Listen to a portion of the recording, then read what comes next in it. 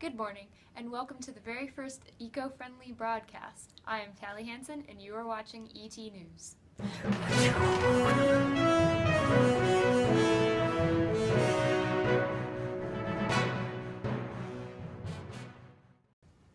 In this recent footage shot in the Unar Bowl jungle, we have captured the roles of different areas of a food chain.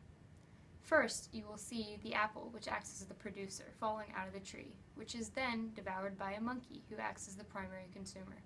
Then the primary consumer is eaten by the jaguar, or the secondary consumer, who then passes and is eaten by the scavenger.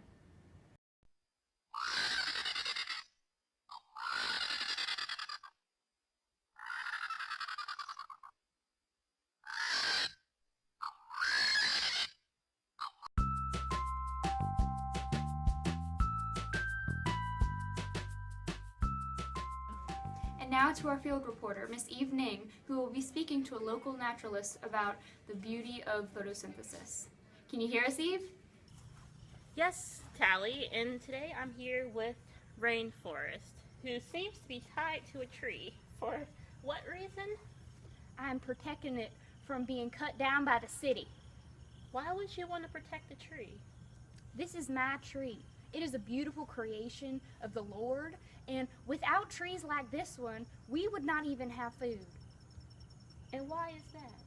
Well, it is a natural process called photosynthesis, and it is when the sunlight is taken in by the leaves, and the leaves use the sunlight to create glucose in an energy transformation. And through that glucose, they feed themselves, aka the producer, and that feeds all of the other levels of the food chain. Oh, okay. Well, thank you for your very insightful You're welcome. speech. Back to you, Tally. Thank you, Eve. Miss Forrest did a very good job mentioning how photosynthesis impacts all the other levels of the food chain, but what she failed to mention was how the respiration system also helps the other levels of the food chain. The plants, or the producers, take in carbon dioxide and use the carbon to produce the glucose in which they feed the other levels of the food chain with.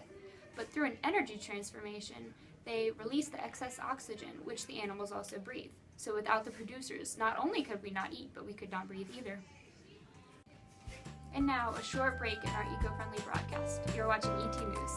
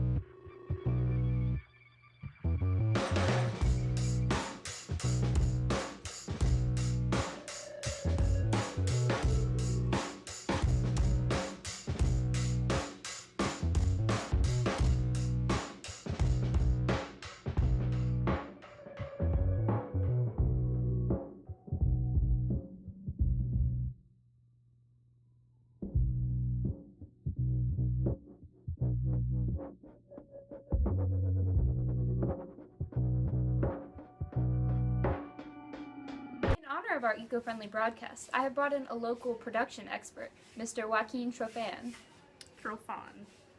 Mr. Joaquin Trofan. He attended the College of Google in Paris, and he is here to talk to us about production and its many levels. Yes, I am here to talk to you about 4 levels of production: primary, secondary, gross productivity, and net productivity.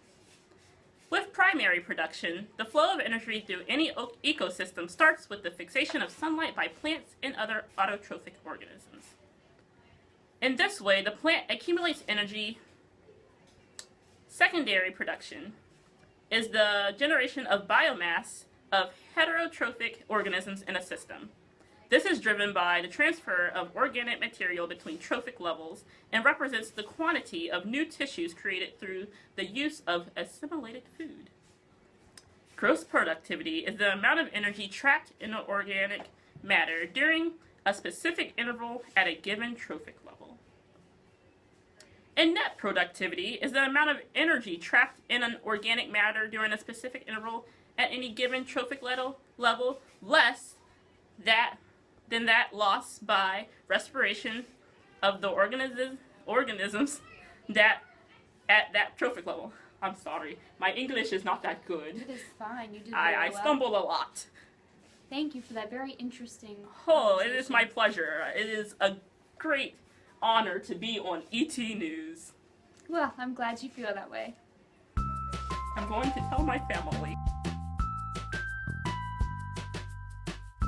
And now we are going live to Eve Ning at the local primary elementary school, where she is interviewing a small child by the name of Kaylee Ann Justin. And Yonsei Brown. On the effects of carbon, nitrogen, and water cycles. The transformation of carbon is fixed by photosynthesis and released back into the atmosphere through respiration. This then creates a cycle. The transformation of nitrogen is also important to the ecosystem. This happens when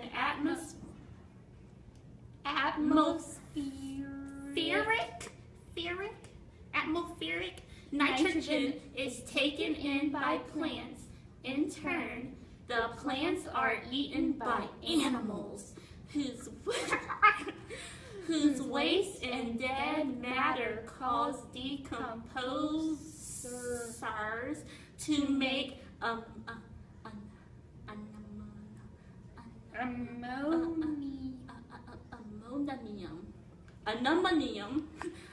ammonium, which then through nitrification creates nitrites and finally nitrates.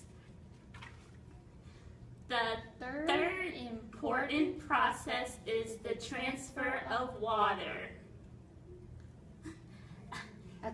Evaporation, condensation, transport, precipitation, infiltration, runoff.